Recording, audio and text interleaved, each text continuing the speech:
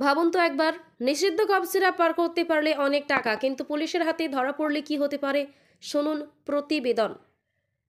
এবার রানীনগরে পাচারের আগেই ফেন্সিডিল সহ গ্রেফতার এক যুবক। গোপন সূত্রে খবর পেয়ে ভারত বাংলাদেশ সীমান্তবর্তী মুর্শিদাবাদের রানীনগর থানার চর মাঝার দিয়ার এলাকায় অভিযান চালায় রানীনগর থানার ওসি বিদ্যুৎ সরকার সহ তার টিম।